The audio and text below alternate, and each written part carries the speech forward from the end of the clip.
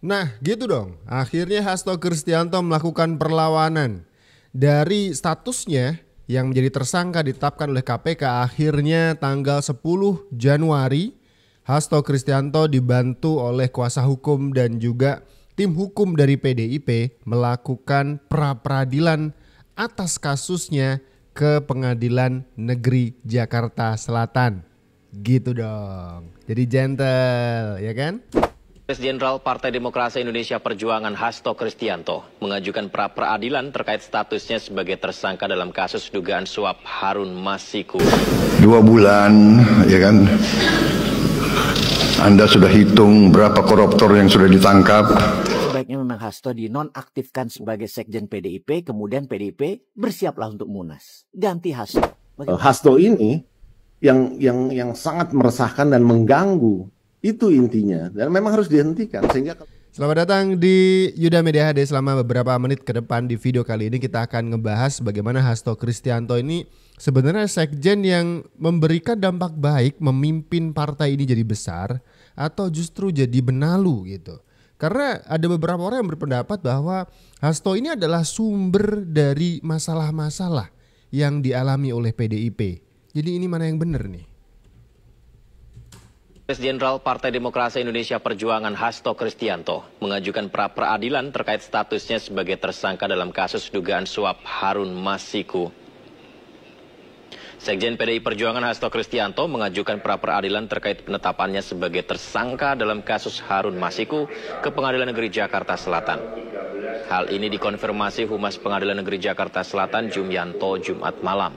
Permohonan pra-peradilan Hasto telah terregister dengan nomor perkara 5 tertanggal di bulan Januari 2025. Ketua PN Jakarta Selatan juga telah menunjuk Jumianto selaku hakim tunggal untuk menangani perkara tersebut. Sidang perdana gugatan pra-peradilan Hasto dijadwalkan digelar pada 21 Januari 2025, pemirsa. Saya sudah menerima surat panggilan dari KPK untuk hadir tanggal 13. Sementara itu Ketua DPP PDI Perjuangan Roni Talapesi menilai ada kejanggalan dalam penetapan tersangka Sekjen PDI Perjuangan Hasto Kristianto oleh KPK. Roni juga menyebut KPK menggeledah rumah Hasto karena kekurangan bukti dalam penetapan Sekjen PDIP tersebut. Hasto sendiri menyatakan siap diperiksa Senin 13 Januari 2025. Keanehan atau keganjilan terhadap proses Sekjen PDI Perjuangan Mas Hasto Kristianto yang dilakukan oleh KPK, yang kami lihat kami amati dari kemarin ya, ada panggilan ya terhadap mantan penyidik. Jadi ini konteksnya penyidik memeriksa mantan penyidik.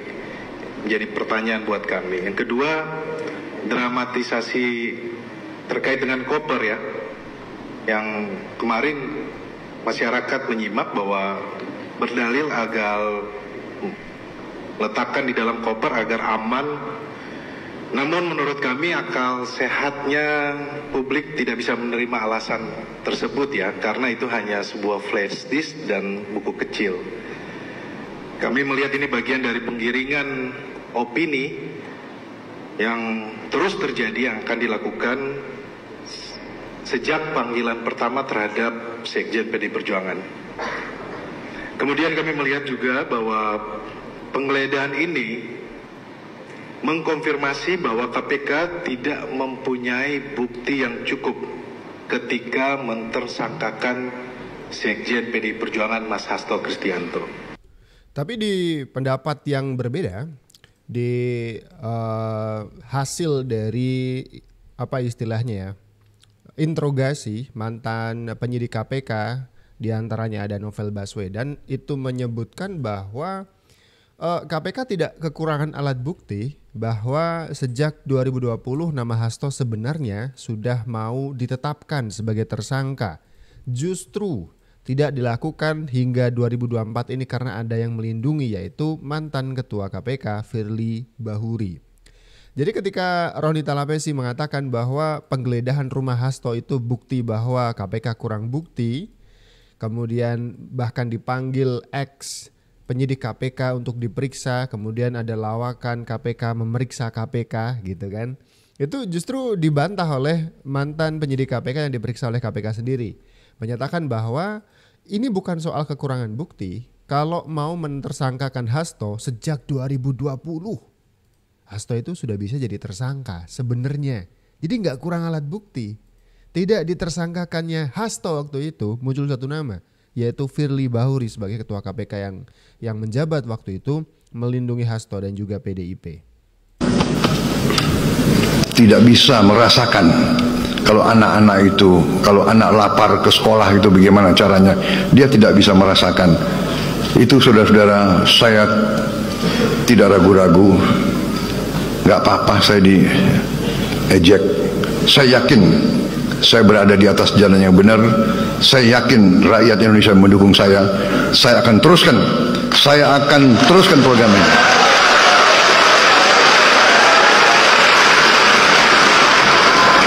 Dan mereka yang masih meragukan, 2 bulan saya memimpin, masih mereka bertanya-tanya, saya sampaikan, sabar sedikit, saya baru menjabat 2 bulan. 2 bulan, ya kan? Anda sudah hitung berapa koruptor yang sudah ditangkap?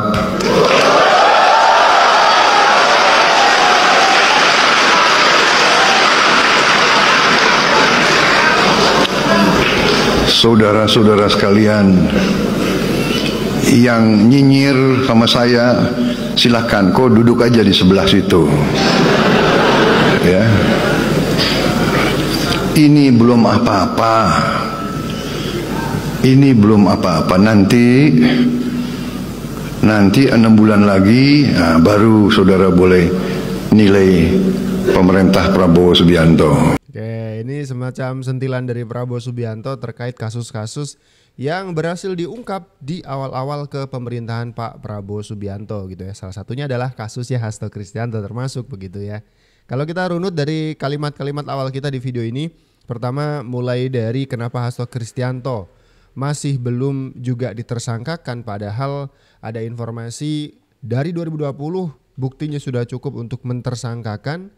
Kemudian ini dilanjutkan dengan kalimat Pak Prabowo bahwa ini belum apa-apa. Kalian bisa hitung baru 2 bulan lebih menjabat sebagai presiden sudah berapa banyak koruptor yang ditangkap. Salah satunya adalah Hasto Kristianto begitu kan. Ini orang mungkin memang sudah waktunya gitu. Kami mengucapkan terima kasih atas ucapan berulang tahun disampaikan oleh Pak Jokowi. Kedua,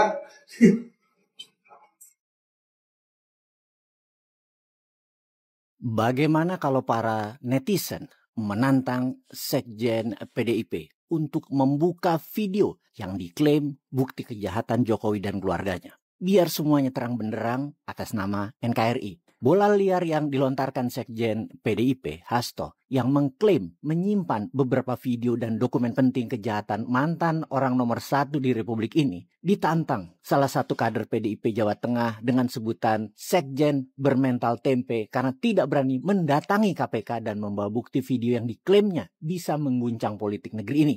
Akhirnya banyak netizen menantang Hasto untuk membuka rahasia yang dipegangnya agar tidak menjadi bias dan memperkeruh iklim politik yang memanas saat ini. Sebenarnya sudah sangat jenuh dan capek rakyat terus-menerus disuguhi drama politik PDIP dan Jokowi dengan saling serang satu sama lain. Ayo Hasto, bukalah. Atau memang gak ada apa-apa, itu cuma drama. Kalau begitu adanya, ya pecat aja itu Hasto. Ganti Sekjen PDIP yang baru yang gak ada drama. Netizen sudah kenyang nonton drama politik PDIP Jokowi ini, sudah bisa menebak akan seperti apa jalannya drama. Semisalnya masalah ini dipanjang-panjangin dan tidak segera diselesaikan. Sebenarnya simpel kok. Masalah ini selesai ketika Hasto membuka semua dokumennya dan video-video seperti yang dikatakan olehnya akan kejahatan Pak Jokowi itu ya dibuka. Namun kalau semua itu tidak ada, berarti pembohongan publik. Semua ini menambah kasus pidananya Hasto. Kemudian KPK akan didesak sebagai tersangka kapan disidangkan atau supaya tidak lari seperti Harun Masiku. Akankah Hasto ditangkap? Kalau akan ditangkap pasti Hasto nangis-nangis minta perlindungan Ibu Mega. Drama berlanjut lagi, berseri lagi. Kalau ingin drama cepat selesai seharusnya Ibu Mega bisa mengerti sekarang bahwa Hasto ini tukang drama, pencipta drama yang mana dulu mencalonkan Ganjar jadi presiden adalah provokasinya Hasto. Sehingga skenario Prabowo Ganjar berpasangan sebagai orang nomor 1 dan nomor 2 yang didesain Pak Jokowi yang bisa membuat negeri ini damai malah ambiar seperti sekarang, yang mana hal ini bisa Hasto yang disalahkan. Kita juga tahu cerita lama bahwa sesungguhnya Hasto itu sudah bisa ditangkap sejak 4 tahun yang lalu oleh KPK. Namun ketika itu strateginya Hasto PDIP adalah mengangkat Firly Bahuri. Firly terpilih sebagai ketua KPK pada September 2019 berkat dukungan dari Partai Demokrat Indonesia Perjuangan. Oleh karena itu tidak mengherankan jika Hasto memiliki pengaruh di KPK yang dipimpin Firly Bahuri. Namun sekarang setelah pergantian pimpinan KPK, power Hasto di lembaga anti korupsi itu pudar dan kasusnya pun langsung diangkat kembali. Sekarang kita ke majalah Tempo yang katanya berkolaborasi dengan OCCRP untuk data Jokowi. Benarkah begitu?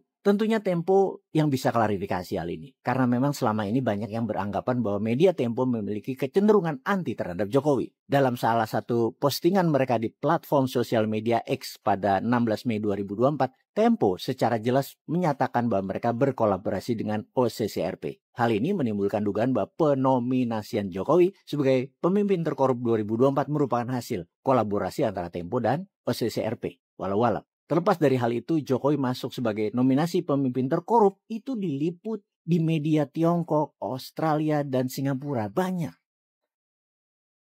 Ini jadi kayak mengumbar aib gitu ya. Jadi men-trigger sebuah isu yang akhirnya jadi isu internasional begitu. Oke. Hal ini menimbulkan drama lagi di tanah air. Pasukan anti Jokowi dan buzzer saling bantah, saling serang di media sosial juga di media mainstream. Bisingnya nggak habis-habis. Atau karena memang jagonya membuat kebisingan, nggak ada geraknya. Makanya teriak-teriak saja bisanya. Sementara kita tahu teriak itu nggak guna, gerak yang berguna. Kembali ke Hasto. Ke depan, bagaimana supaya drama PDIP itu cepat selesai? Sebaiknya memang Hasto dinonaktifkan sebagai sekjen PDIP, kemudian PDIP bersiaplah untuk munas. Ganti Hasto. Bagaimana, Bu? Atau ada usul nih sekalian aja. Kayaknya Mbak Puan sudah siap jadi ketua umum PDIP deh. Itu sudah isu lama ya. Puan Maharani, Prananda Prabowo sudah digadang-gadang memang menjadi penerus dari tahta Ibu Ketum Megawati Soekarno Putri. Apa sekalian nih di Kongres. Mumpung nih kan bentar lagi nih Kongres. Setelah HUT kan akan ada diselenggarakan Kongres Partai. Bisa jadi posisi ketua umum ya kan, dan posisi sekjen sekalian ini diganti begitu. Gimana biar PDIP itu gak drama terus katanya ya kan. Netizen ini udah apal bener sama drama-drama yang dibikin sama PDIP. Itu sebabnya orang pertama yang menentang ide Pak Guntur di September itu ya Hasto Kristianto. Coba cek media ketika Pak Guntur melontarkan itu, yang paling pertama komen dan sifatnya menentang itu Hasto Kristianto, karena ini adalah agenda dia. Nah, yang kemudian pasca sprindik berantakan semua. Karena bagi koalisi, bagi pemerintah, memang manuver ini harus dihentikan. Dari posisi sekjen aja sudah seperti itu gitu loh. Indonesia nggak bisa, ya sulit kita membangun dengan berbagai macam post-truth dan jaringan Hasto ini yang sangat meresahkan dan mengganggu. Itu intinya, dan memang harus dihentikan. Sehingga kalau dihentikan dengan kasus hukum yang juga sangat jelas, bukan politisasi hukum loh, karena ada pasalnya kan. Betul. Ada kasusnya, ada saksinya kok. Ini harus dihentikan memang. Jadi setelah sekjen Hasto ini dihentikan, ya silakan PDIP berproses internal nih menuju kongresnya. Kalau Anda perhatikan, sejak pilpres hasil-hasil itu keluar, terutama entah quick count entah real count, itu kan narasi DFK itu kan digaungkan terus dari kubu Pak Sekjen ini. Arahnya memang kalau rencana Sekjen ini ingin berhasil menjadi ketum sementara, PDIP memang harus ada di posisi oposisi. Oleh karena itulah perlu wacana-wacana yang terus menyerang. Karena memang ingin out gitu, opsinya out kalau dari sudut kepentingan Sekjen Hasto ini. Maka sangat relevan kalau selama ini yang terus saja kan menyerang Pak Jokowi lah, Pak Prabowo, pemerintah lah, apapun lah gitu. memang itu yang harus dibangun, opini itu yang harus dibangun karena tujuannya menjadi oposisi. Hanya dengan menjadi oposisi maka transisi ketum sementara ini bisa mulus. Oh, ada tuduhan juga nih, Hasto Kristianto menginginkan posisi ketum sementara. Karena untuk jadi ketum permanen dan definitif itu agak sulit ya, karena Ibu Megawati mensyaratkan harus ada terah Soekarno-nya. Jadi ya ada kesempatan, kenapa enggak ya. Apakah memang seperti itu? Coba kalian punya komentar pastinya tentang hal ini. Taruh komentar kalian di kolom komentar di bawah ya.